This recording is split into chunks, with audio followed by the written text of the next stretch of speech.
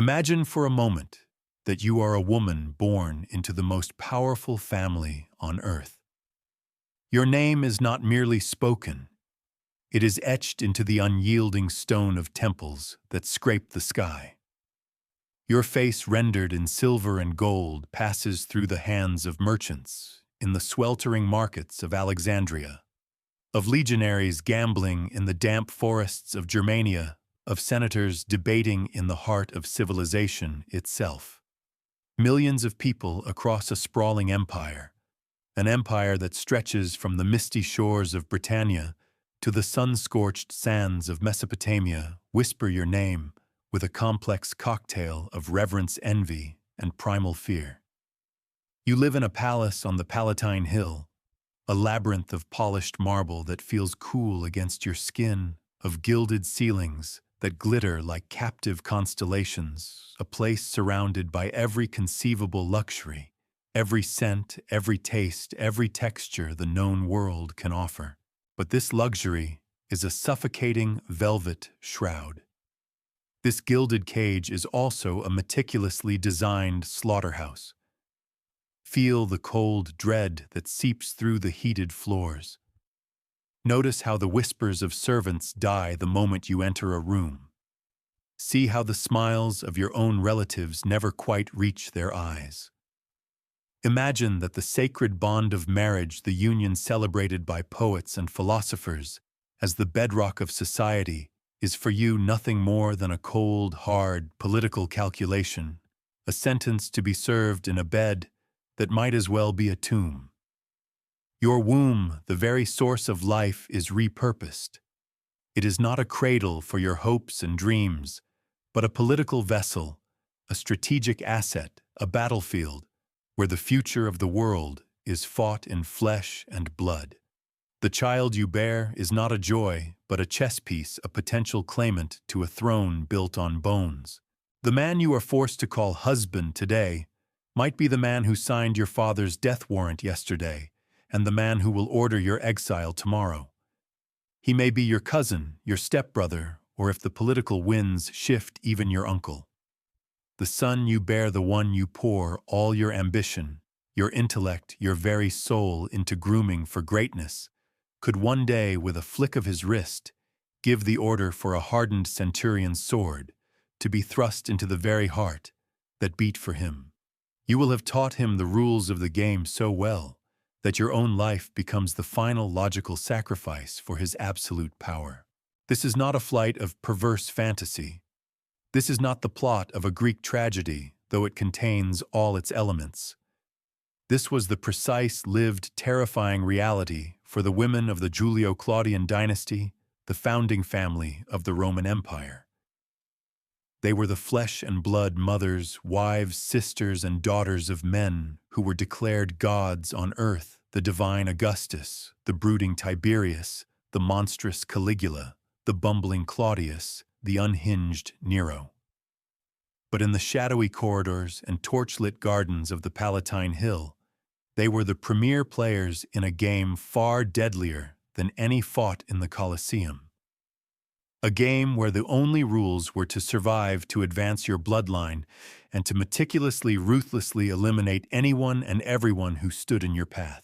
What if I told you that the entire magnificent complex system designed by the great Augustus, a man lauded for bringing peace and stability after a century of brutal civil war, was fundamentally flawed? That his master plan to ensure an eternal stable Rome, a plan built on the supposed sanctity and purity of his own divine blood, was the very engine that manufactured and amplified its most infamous periods of suffocating paranoia, grotesque incest, and spectacular madness. What if the obsessive quest to create a perfect, unbroken line of succession was in fact a recipe for dynastic suicide, that in trying to control the future, they unleashed the very chaos they sought to contain? This is not just a story of emperors and armies of legions clashing on dusty plains. That is the history written in stone. We are unearthing the history written in blood. This is the story of the poisoned womb of the imperial marriage bed as a political weapon, and how the sacred ties of family were twisted into chains of ambition, manacles of duty, and finally the garrote wire that would strangle an empire from within its own golden palace. So we must ask the fundamental question: why? Why would a civilization as profoundly sophisticated and ruthlessly pragmatic as Rome, a civilization that gave the world enduring concepts of law, advanced engineering, and republican governance, descend into this seemingly irrational and self-destructive cycle of familial bloodshed? The answer is not simple. It lies buried deep within a fundamental contradiction, a grand deception at the very heart of the Roman Empire's creation. To understand this, you must first understand Rome's soul. For 500 years, Rome was a republic. This wasn't just a system of government. It was a core identity, a source of immense pride. They defined themselves by what they were not. They were not ruled by kings. The very word rex was a venomous insult, a historical trauma seared into their collective memory, since they overthrew their last king, Tarquin the Proud, in 509 BC. Their entire political and social structure, the mos maiorum, or way of the ancestors, was built on the principle of preventing any single man from accumulating too much power. Consuls served for only 1 year. Tribunes could veto legislation. Power was meant to be shared, temporary, and accountable. The assassination of Julius Caesar in 44 BC was the ultimate bloody testament to this deep-seated fear. He had been declared dictator in perpetuity, and for many senators that was indistinguishable from king. The daggers came out to save the republic, but the republic they sought to save was already dead. It had been dying for a century, racked by devastating civil wars, by warlords like Marius Sulla Pompey and Caesar himself, who commanded armies loyal not to the state but to them personally. From the chaos of Caesar's death, another round of brutal civil wars erupted. For 13 long years, the Roman world bled. Finally, one man stood victorious above the wreckage: Caesar's young, brilliant, and utterly ruthless adopted son, Octavian. At the Battle of Actium in 31 BC, he defeated his last rivals, Mark Antony and Queen Cleopatra of Egypt. Now picture his position. He was undisputed master of the Roman world. He held the power of an absolute monarch, the personal loyalty of over 50 legions, and the colossal wealth of Egypt as his private piggy bank. He had everything a king could want. But he knew with chilling certainty that if he called himself a king, if he wore a crown, he would inevitably meet the same fate as his adoptive father, a collection of daggers in the Senate House. The ghost of Caesar was a constant warning. His solution was a work of political genius so subtle and profound that it would shape the next 3 centuries. He created the Principate. He didn't abolish the Republic. He claimed to have restored it. He theatrically handed back his powers to the Senate and people of Rome, who in their gratitude and exhaustion promptly begged him to take them back. He didn't call himself king or dictator. He took the modest title Princeps, meaning first citizen. He was just the most respected man in the room. He allowed the Senate to keep its dignities, its traditions, its grand building. The consuls were still elected. The assemblies still met. But it was all a magnificent illusion, a carefully maintained facade. Behind the curtain, Augustus, as he was now called, quietly held all the real power, the command of all the important military provinces, the authority to appoint governors, the control of the state treasury, and the power of a tribune to veto any act he disliked. It was a perfect autocracy disguised as a republic. But this elegant lie, this masterpiece of political theater, created a second, more dangerous, and ultimately insoluble problem: succession. In a traditional monarchy, it's simple: the king dies, long live the king's eldest son. But how do you pass on power in a republic that isn't really a republic. Augustus couldn't simply name his successor in his will. That would be the act of a king shattering the illusion he had so carefully crafted. He couldn't ask the Senate to legislate a line of succession, because legally his power was a collection of personal honors and offices granted to him for his lifetime. It wasn't a transferable throne. His solution was both intimate and monumental, personal and political. He would build a dynasty not of law, but of blood marriage and adoption. The only institution he could truly personally control was his own family, the Domus Augusta, the imperial household. So he would use his family as the nursery for future emperors. He would identify promising young men, adopt them as his sons, marry them to his only child, his daughter Julia, or later his granddaughter. He would then use his own personal authority, auctoritas, to have the Senate grant them various powers and titles, step by step grooming them in the public eye. The idea was that when he finally died, there would be only one logical, experienced, and powerful candidate left.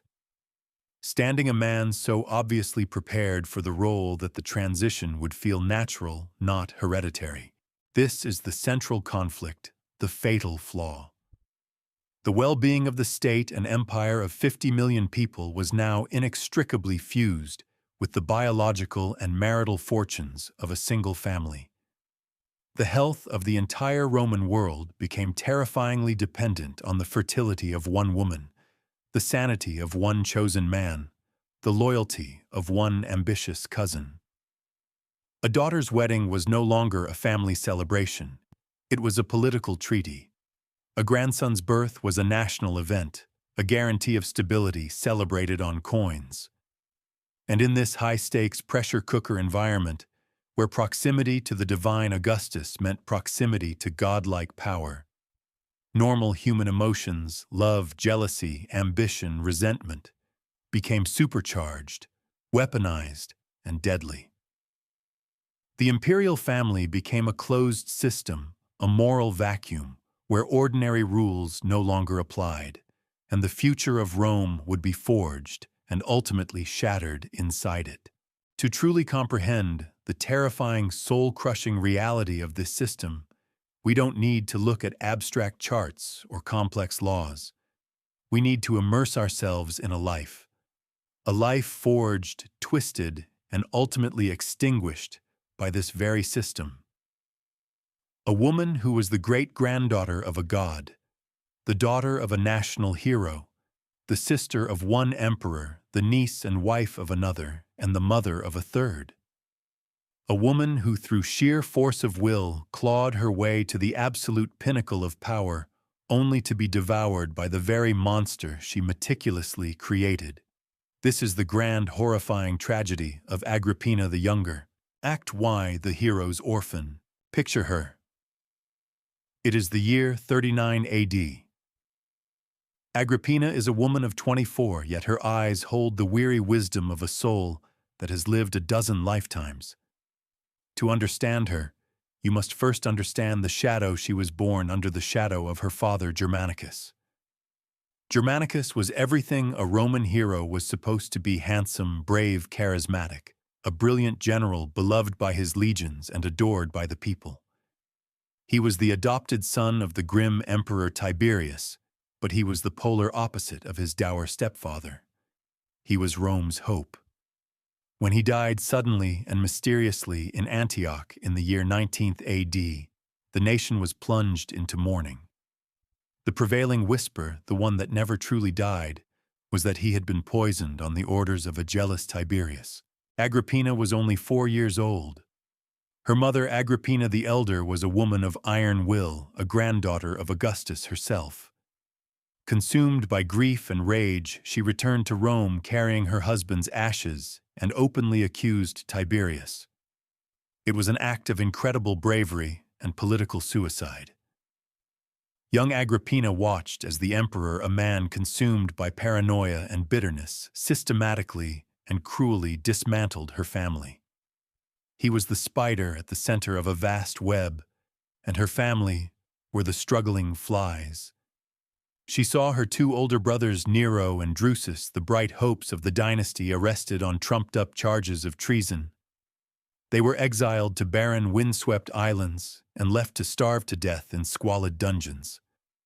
Her own mother was arrested, flogged until she lost an eye, and also exiled to die of starvation, defiant to the very end. Agrippina survived. She was a young girl, married off to an older man, seemingly too insignificant to be a threat. But she watched. She learned. She learned the brutal lesson of the Julio-Claudian court. To be passive is to be a victim. To be virtuous is to be a target. Survival demanded something darker. Act 2, The Monster's Sister. In 37 AD, Tiberius dies, and the throne passes to Agrippina's only surviving brother, Gaius, better known to history as Caligula. For a fleeting sunlit moment, there is hope. He is young, the son of the beloved Germanicus. He recalls his sisters Agrippina, Drusilla, and Livia from their provincial obscurity. He showers them with unprecedented honors. They are made Vestal virgins, their names are included in the oaths of loyalty, their faces are minted on coins alongside his. They are the darlings of the new regime. But the hope curdles into a nightmare. Caligula's mind, perhaps always fragile, begins to unravel into a vortex of sadism, megalomania, and theatrical cruelty. Dark rumors spread by his enemies and recorded by historians accuse him of incestuous relationships with all three of his sisters, especially his favorite Drusilla. He treats them as his property, his playthings. When Drusilla dies, he deifies her, but his affection for the other two sours into suspicion. Agrippina, intelligent and ambitious, becomes implicated in a plot against him.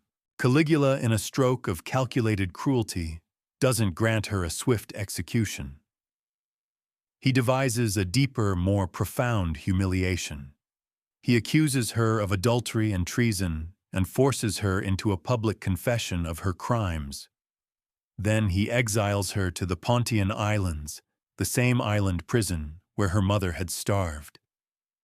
She, the great-granddaughter of Augustus, is forced to live in abject poverty, a living symbol of his absolute power over the sacred bloodline itself. For 2 years, she endures this living death. She survives. She waits. She hardens. The girl is gone, replaced by a woman of tempered steel and burning resentment. Act 3, The Empress Ascendant. Then, in 41 AD, a dagger in a dark palace corridor changes everything. Caligula is assassinated by his own Praetorian Guard. In the ensuing chaos, the guards, needing an emperor to justify their existence, find Agrippina's uncle Claudius hiding behind a curtain, trembling in fear. This is the man the family had always considered the fool, a scholar with a stammer, a limp, and a nervous twitch. And now this forgotten man is the master of the Roman world. One of Claudius's first acts is to recall his nieces Agrippina and Livia from exile. Agrippina returns to Rome, no longer a disgraced exile, but a woman with a famous name and a singular, all-consuming purpose. She is now a widow, her first husband having died.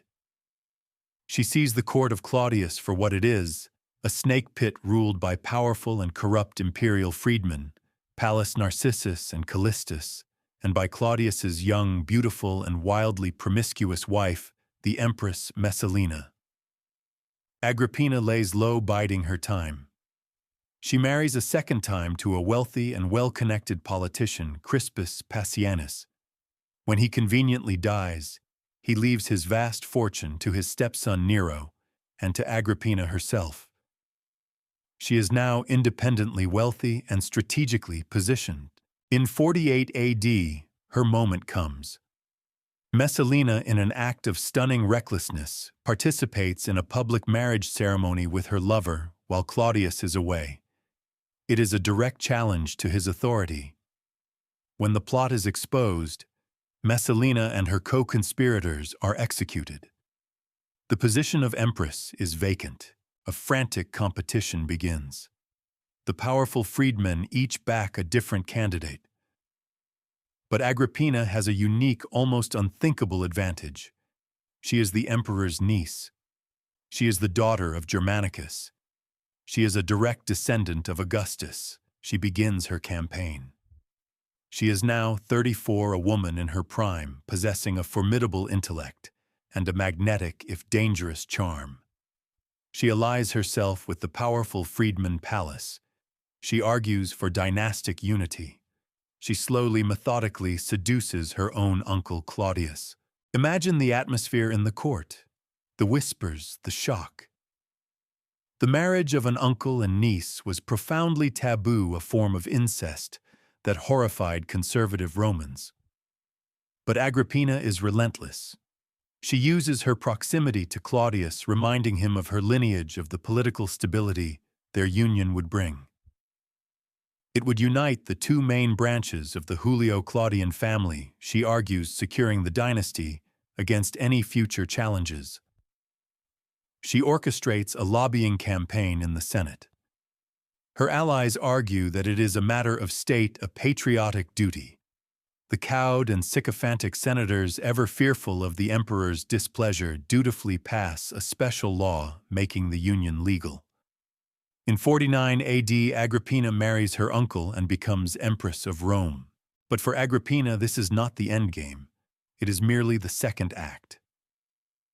The third act is for her son, her brilliant, handsome, and dangerously spoiled boy, from her first marriage, Lucius Domitius Ahenobarbus, a boy the world would come to know as Nero. Her life's mission now coalesces into a single, blindingly bright point: to place her son on the throne.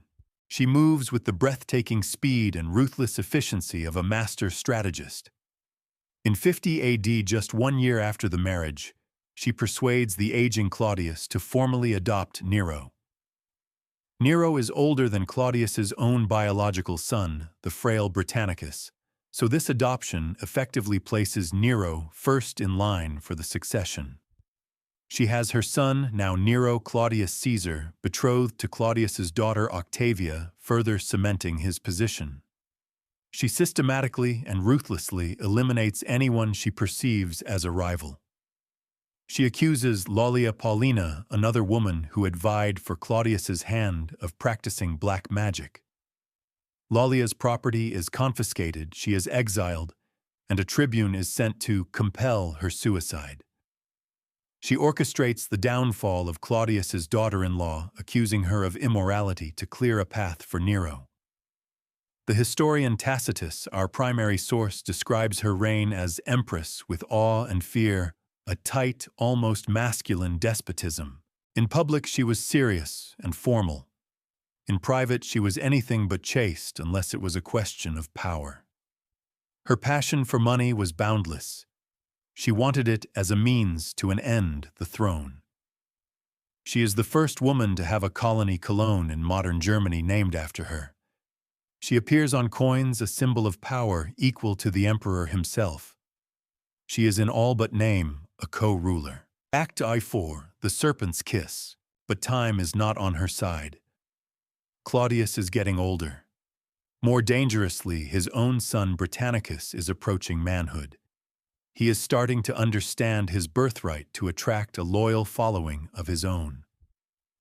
There are whispers in the palace, murmurs recorded by Suetonius and Tacitus, that Claudius is beginning to regret his decisions. He is heard muttering that it was his fate to put up with his wife's unchastity and then to punish it. He is seen showing more affection to Britannicus, hinting that he will soon come of age and take his rightful place. For Agrippina, this is an existential threat. After all her scheming, all her sacrifices, all the blood on her hands, she cannot allow her life's work to be undone by the sentimental ramblings of an old man. The time for subtlety is over. The time for the final solution has arrived. It is the night of October 13th, 54 AD, the Imperial dinner. A special dish is prepared for the emperor, a delicacy he adores, a plate of mushrooms.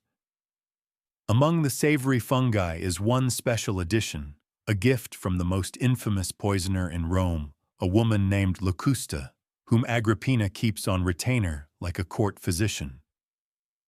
The poison is subtle, designed to be slow-acting. Claudius eats the dish. Soon after, he collapses, writhing in agony. What follows is a masterpiece of cold-blooded stage management. Agrippina rushes to his side, cradling him in her arms, feigning wifely grief. In reality, her embrace prevents his attendants from administering the usual antidotes, like a feather to induce vomiting. When the emperor seems to be rallying his physician, a co-conspirator pretends to help him by inserting a feather dipped in a second fast-acting poison down his throat under the guise of clearing his airway. Claudius dies in agony. While this grim drama unfolds, Agrippina's agents, led by the Praetorian prefect Sextus Afranius Burrus, a man she had appointed, move to secure the loyalty of the guard. They seal the palace. At midday, the palace gates swing open. The court and the guards hold their breath. Who will emerge? The legitimate son, Britannicus.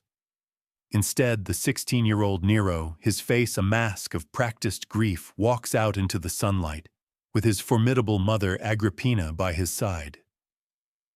Burrus presents him to the guards, who, having been promised a handsome bonus, hail him as the new emperor. Agrippina has won. She has committed the ultimate sin, regicide, and achieved the ultimate prize. She has placed her child on the throne of the world. She is now the mother of the emperor, the undisputed most powerful woman in Rome. Act V, matricide. But the serpent she so carefully nurtured now wears the imperial purple. For the first few years of his reign, Nero is content to be her puppet. Her power is absolute. She meets with foreign delegations, reviews state papers, and in an act of unprecedented arrogance, even attempts to sit beside Nero on his throne during a public audience, an act so shocking, his advisor Seneca urged him to descend and meet the ambassador on the floor to prevent it. Her face appears on the obverse, the head's side of early coinage, with his on the reverse. She is the true power behind the throne. But Nero is a young man, bristling with ego, vanity, and a desire to indulge his own artistic and licentious passions. He is surrounded by two shrewd advisors, the philosopher Seneca and the prefect Burrus. They had helped Agrippina gain power, but now they see her as an obstacle. They systematically work to pry the young emperor from his mother's control. They encourage his affair with a freedwoman named Acte, something Agrippina, with her aristocratic snobbery, despises. The power struggle becomes a Freudian nightmare played out on the world stage. The more she tries to control him, the more he resents her. He begins to strip her of her honors, removes her loyalists from court, and dismisses her personal bodyguard of German soldiers.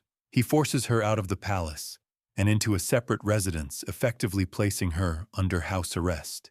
But Agrippina is not a woman to fade away quietly. She is a fighter. She is the daughter of Germanicus. She still has powerful allies and a deep well of public respect. She confronts Nero, berating him, reminding him that the throne was her gift, and a gift she could take away. In a fatal miscalculation, she plays her last card. She threatens to champion the cause of the true legitimate heir, the now 14-year-old Britannicus, and present him to the legions. Nero understands the threat perfectly. A few days later, at a palace dinner party, Britannicus is offered a cup of wine. It is tested by a taster and found to be too hot. Cold water is added to cool it, water laced with a poison so fast-acting it was called the serpent's kiss. The boy takes a sip, collapses in a violent seizure, gasps for air, and drops dead at the table. The guests recoil in horror. Agrippina is frozen with terror, realizing she is now utterly defenseless. Nero, her son, looks on coldly, and remarks that the boy was simply having one of his epileptic fits, something he'd suffered from since childhood. He orders the dinner and entertainment to continue as the young prince's body is carried out. Agrippina is now well and truly trapped. She knows her son. She knows the monster she has created. She has taught him too well. She lives in constant fear, examining her food, watching every shadow. The final act of their twisted relationship is one of the most bizarre, theatrical, and horrifying murder plots in all of history. Nero decides he must eliminate his mother, but the taboo against matricide is immense. He fears the wrath of the gods and the fury of the people. He needs it to look like an accident. So with his freedman Anicetus, a former tutor with a talent for naval engineering, he designs a special boat. It is a vessel of death engineered with a lead-weighted canopy over the passenger cabin that can be released on command, crushing the occupant. The hull itself is designed to break apart and sink. In the spring of 59 AD, he invites her to a festival at the seaside resort of Baiae near Naples, feigning a grand reconciliation. He treats her to a lavish banquet, embraces her warmly, speaks to her with all his old affection. It is a chilling performance. When it is time for her to leave, he leads her down to the shore, to the special gift he has prepared for her, the beautifully decorated but treacherous boat. He kisses her eyes, clutches her hand, and bids her farewell. Out on the dark, calm waters of the bay, under the light of the stars, the signal is given. The sailors on deck release the mechanism. The lead canopy plummets down, but in a twist of fate, the high sides of the couch she is reclining on are stronger than expected and take the main force of the blow. Her lady-in-waiting is crushed instantly, but Agrippina is only wounded in the shoulder. The boat then begins to break apart as designed. The assassins on board, in the confusion, start clubbing the surviving attendants with oars.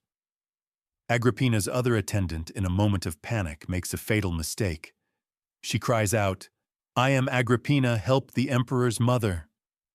The assassins, drawn by her cries, beat her to death. Agrippina herself, wounded, bleeding, but silent, slips into the dark water. A strong swimmer, she manages to stay afloat until she is picked up by a small fishing boat and taken to her nearby villa. She has survived. Imagine her state of mind. Lying in her bed, her shoulder throbbing, the seawater drying on her skin.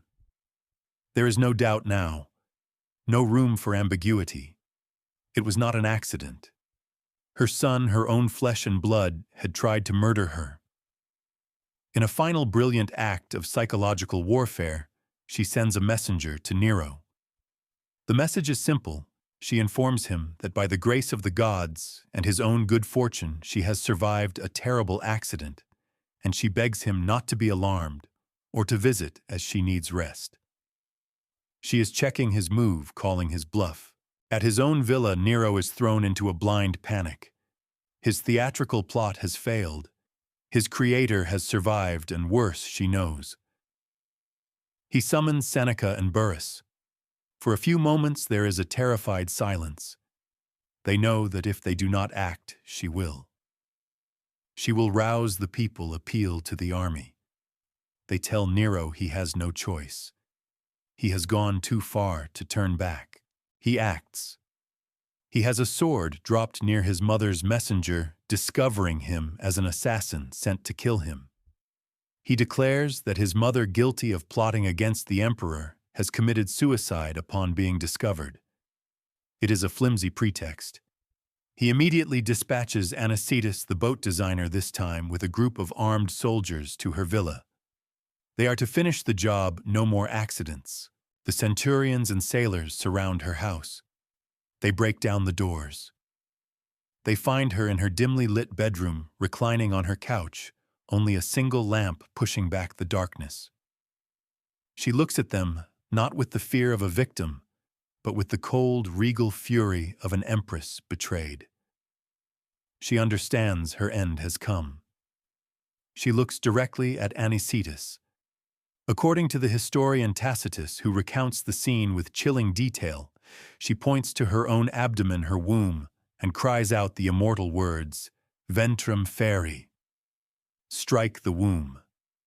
Strike the part of her that gave birth to such a monster. The soldiers hesitate for a moment, then a tribune strikes her on the head with a club. The centurion draws his sword. They cut her down.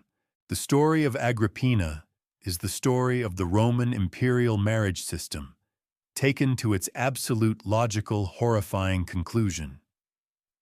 A system where family was not a source of comfort, but a web of conspiracy.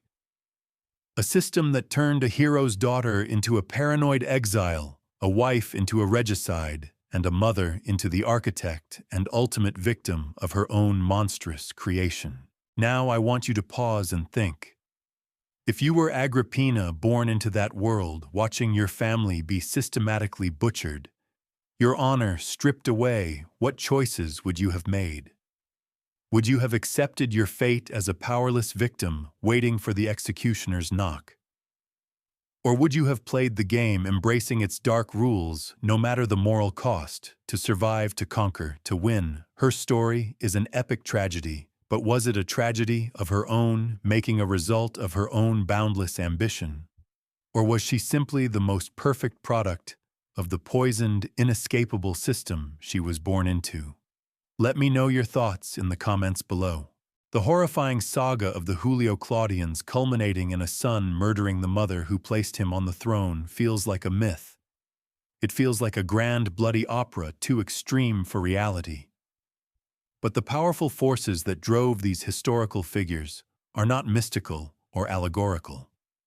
They can be dissected and examined through the cold, clear, and unforgiving lenses of modern science, psychology, sociology, and even biology.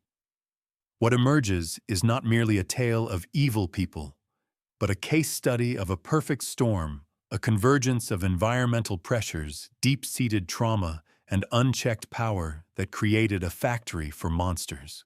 First, let's put on the glasses of a clinical psychologist. Many prominent figures in the Julio Claudian line display behavior consistent with severe personality disorders. The environment of the Domus Augusta was not just a pressure cooker. It was a laboratory for cultivating what modern psychology calls the dark triad of personality traits: narcissism, Machiavellianism, and psychopathy. Narcissism. This is more than simple vanity. It's a pervasive pattern of grandiosity and a desperate need for admiration. Imagine being told from the moment of your birth that you are descended from the goddess Venus on one side and the now deified Augustus on the other. Your image is worshipped. The world revolves around you. This fosters a pathological sense of self-importance and an unshakable belief that you are special, unique, and entitled to power, praise, and pleasure, and that ordinary moral rules do not apply to you. This was the very air that Nero breathed from infancy. His artistic pretensions were not a hobby. In his mind, they were the work of a genius that the world was privileged to witness. Machiavellianism. This is the art of the human chess player. It's a personality trait centered on cynical mindedness, emotional detachment, and a willingness to manipulate and exploit others to achieve one's goals. Agrippina the Younger is a textbook high-functioning example. Her marriages, her alliances, her public displays of virtue, even her maternal affection were all strategic moves in a long game.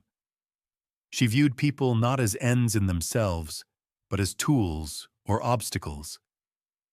She taught this cold, calculating worldview to Nero by perfect example, demonstrating that charm, threats, and violence were all legitimate instruments for getting what you want.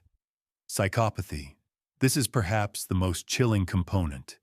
It is characterized by a profound lack of empathy, an inability to understand or share the feelings of others, coupled with impulsivity, a low tolerance for frustration, and a disregard for social norms and the rights of others. When Nero impassively watches his stepbrother Britannicus die at his dinner table, Or when he pursues his own mother's murder with such a bizarre, theatrical, and ultimately brutal methodology, he is exhibiting a terrifying emotional void. He sees a problem to be solved, not a human life to be mourned. The suffering of others is an abstraction to him. Furthermore, we must consider the concept of intergenerational trauma. Agrippina witnessed the complete destruction of her immediate family as a child. This kind of early life trauma, what we might now term complex PTSD, shapes a person's entire worldview. It can lead to a belief that the world is an inherently dangerous place, where one must be either the predator or the prey. This trauma likely informed her own relentless and often cruel ambition. She was determined that her son would never be the victim she had been. In doing so, she passed that trauma onto him, creating a cycle of dysfunction that ultimately consumed them both. Power itself is a neurotoxin.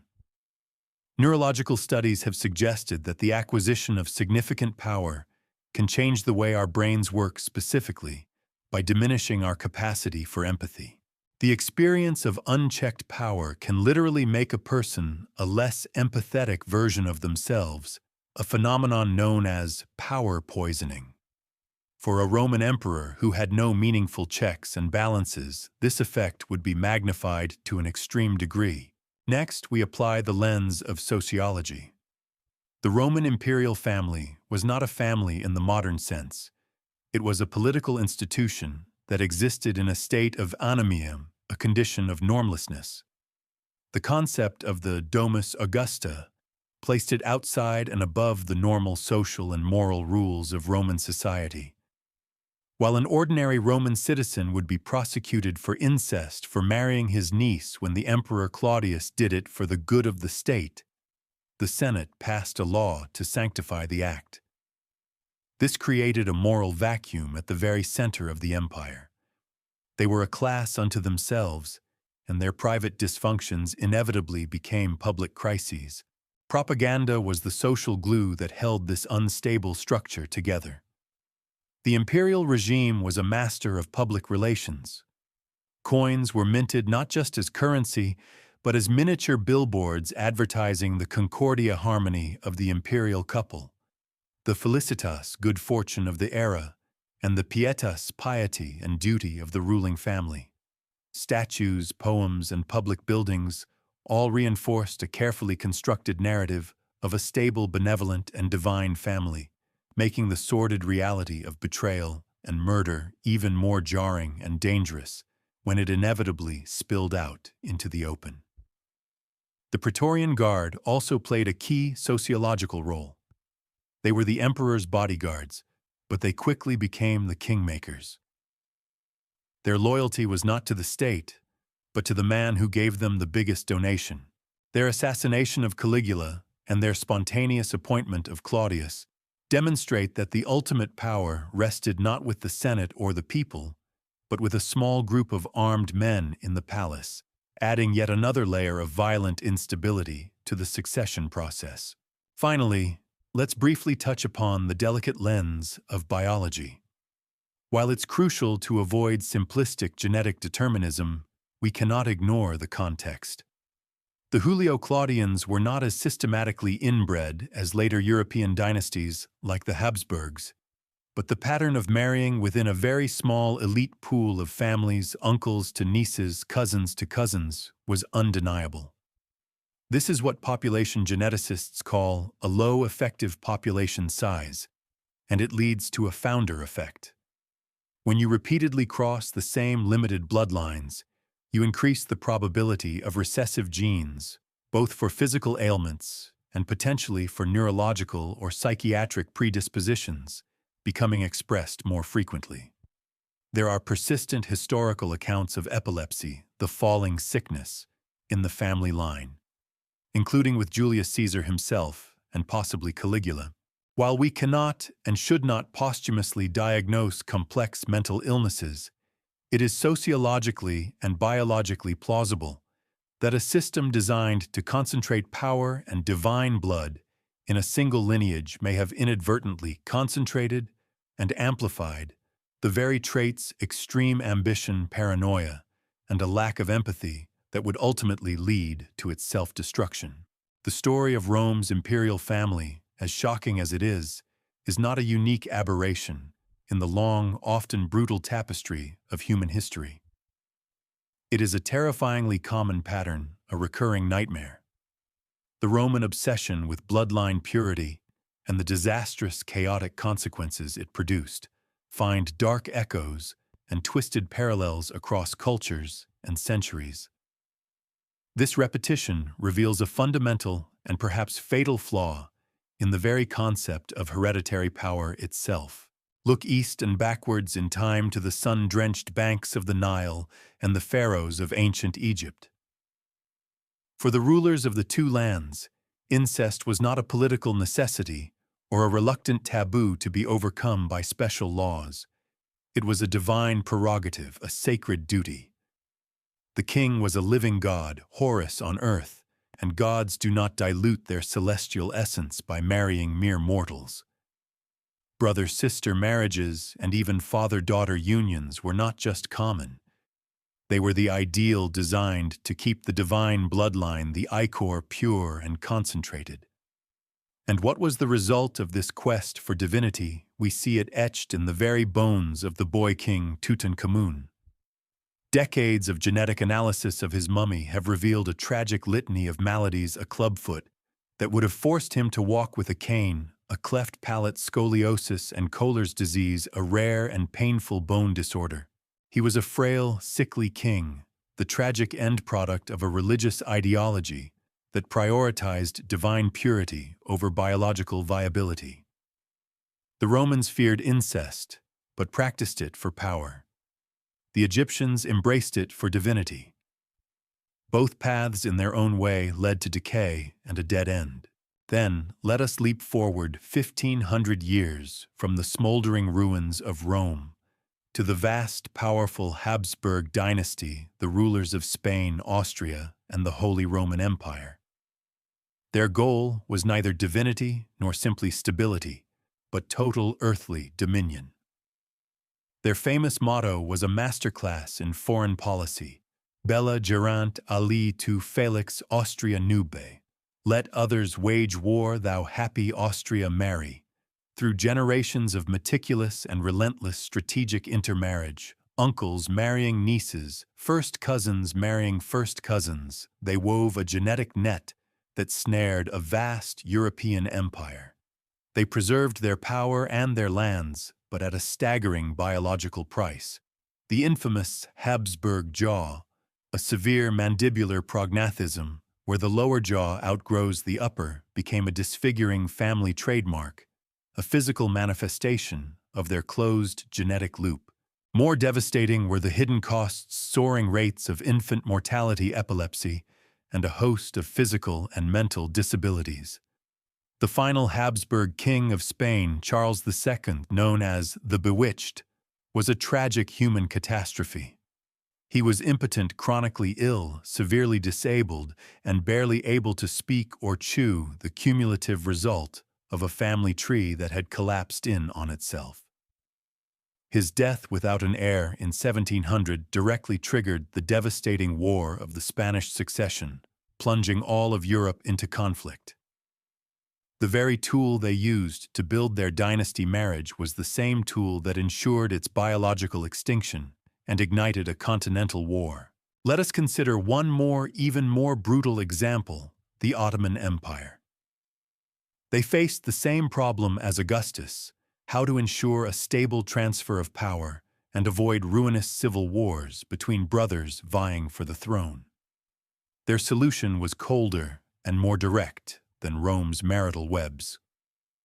Sultan Mehmed II, the conqueror of Constantinople, codified the law of fratricide.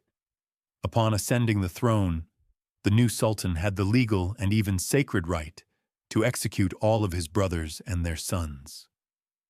The logic was terrifyingly simple. One act of mass murder was preferable to a decade of civil war that could tear the empire apart. For centuries, the accession of a new sultan was marked by the quiet, chilling work of the palace executioners with their silk bowstrings. Here the family was not destroyed by accident or ambition over time. It was deliberately culled by law at the start of every reign. What do these disparate examples, Roman, Egyptian, Habsburg, Ottoman, tell us? They force us to confront a profound and deeply uncomfortable philosophical question. Is the individual human life utterly worthless when weighed against the perceived needs of a larger entity like a dynasty, a state, or an empire? Agrippina would have undoubtedly argued that her actions, however morally monstrous, were necessary sacrifices to secure her son's future, and by extension, the stability of the Roman state. A Habsburg monarch would have argued that a disfiguring jaw or a sickly child was a small personal price to pay for an empire on which the sun never set. The Ottomans argued that the murder of 19 royal brothers was a justifiable price for internal peace. In every case, they sacrificed personal happiness, morality, love, and even genetic health on the cold stone altar of a greater cause. But here is the ultimate bitter historical irony. The system in all its forms never truly worked in the long run. The Julio-Claudian dynasty, forged in the brilliant mind and cold blood of Augustus, did not bring eternal stability. It brought the year of the 4 emperors. The Habsburgs' obsessive inbreeding led to their own extinction in their primary Spanish line. The Ottoman law of fratricide led to periods of rule by incompetent or isolated sultans, who had spent their lives locked away in the palace cage, terrified of their own families. This forces us to question the very nature of power. These dynasties believed power was a substance, a quality inherent in the blood, a treasure to be hoarded and passed down. But perhaps true power, the kind that builds lasting, healthy civilizations, is not a property to be inherited, but a sacred responsibility to be earned and re-earned in every generation. Perhaps the stability they so desperately craved could never be found in the closed, feverish, inward-looking loop of a single family, but only in the open, robust, and resilient systems of merit law and shared governance that they all in their own ways claimed to uphold, but secretly abandoned. The ghosts of Rome and of all these other fallen dynasties ask us a timeless question.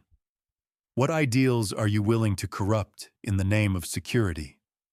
What part of your own humanity are you willing to sacrifice for the promise of absolute power?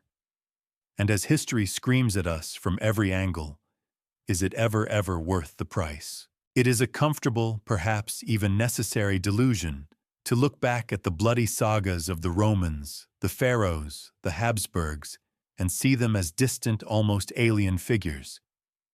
We see their stories as cautionary tales confined to the dusty sealed pages of history books, their problems as relics of a more barbaric age. But to do so is to miss the terrifyingly relevant point entirely. The marble statues are broken, the empires have crumbled into dust, the specific taboos have shifted, but the fundamental human dynamics at play, the toxic, volatile cocktail of power, family, ambition, and public expectation, are alive, well, and thriving in the 21st century. The stage has changed from the Senate to the boardroom, from the Palatine Hill to the paparazzi-lined red carpet, but the dark, tragic play remains hauntingly the same.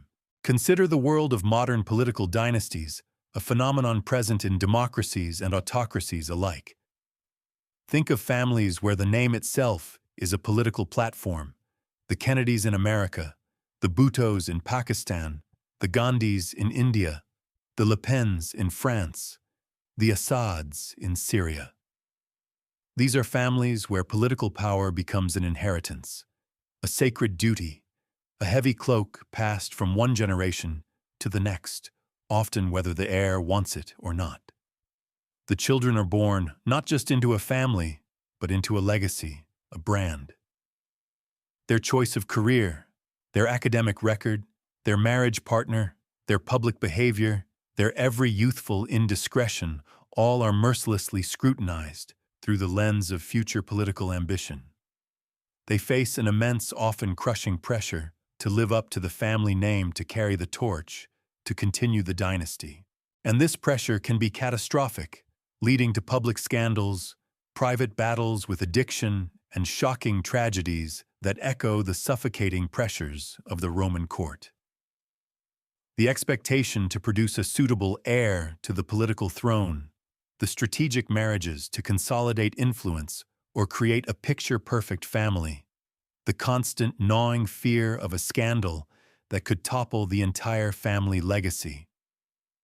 This is the ghost of the Domus Augusta, a restless spirit haunting the corridors of modern power. Now shift your gaze from the halls of government to the gleaming, sterile towers of global capitalism. Look at the fiercely competitive world of corporate dynasties and billionaire families, a subject so ripe with Roman-style drama, it has inspired prestige television that holds a mirror up to our era.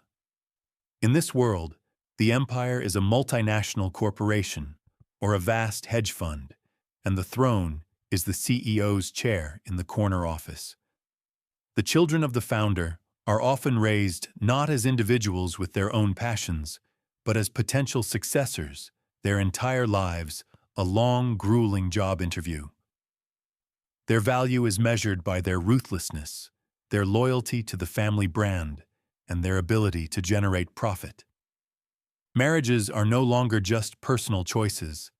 They can be strategic mergers, alliances designed to consolidate market share or link powerful families. Sibling rivalries are not petty squabbles over toys. They are vicious boardroom battles, proxy fights, and campaigns of leaks to the financial press that can affect thousands of employees and shift the course of entire industries. The powerful patriarch or matriarch, like a modern-day Augustus or Livia, often pits their children against one another, a cruel form of Darwinian selection, to see who is the most capable, the most killer heir worthy of protecting the family fortune. The personal cost is staggering, hidden behind a veil of wealth addiction, profound mental health crises, and bitterly broken relationships are the common collateral damage of these bloodless, but no less brutal succession wars. It is Nero and Britannicus reborn, dressed in bespoke suits and fighting for control not of legions but of stock portfolios and media empires. And what about the very air we breathe, the pervasive, all-consuming culture of celebrity in the internet age? The concept of the Nepo baby, the child of a famous actor, musician, or influencer, is a source of constant, obsessive, and often vicious debate. These individuals are born into a new form of nobility, a digital aristocracy. They inherit not land or legal titles, but something just as potent in our world fame, access, social media currency, and brand recognition. Like the children of the Julio-Claudian emperors, their lives are public property from the moment of their birth. Every achievement is tainted by the suspicion that it was unearned, every success attributed to their famous lineage. Every failure, every awkward photo, every poorly worded statement is magnified 1,000,000 times, dissected and ridiculed by a digital mob that is both adoring and merciless. They live in a gilded cage of public expectation, their every move documented and judged by millions of strangers. The imperial cult of ancient Rome, where the emperor's family was worshipped, has been reborn as celebrity worship. We deify ordinary people, and then as a consequence, we feel entitled to every detail of their lives, their family feuds, their relationships, and their children, often forgetting the immense psychological pressure this constant, unrelenting surveillance creates. The core lesson from Rome's poisoned womb is not about the specifics of incest or mushroom toxins. It is about a timeless and dangerous process, what happens when a family ceases to be a family and becomes a system.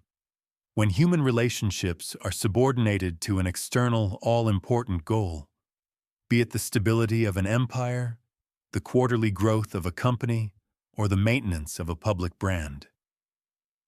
It is a profound warning that when we begin to view people, especially those we are supposed to love and protect, as assets to be managed, pawns to be sacrificed, or liabilities to be contained, we begin a process of dehumanization that ultimately corrupts both the system and every single individual within it.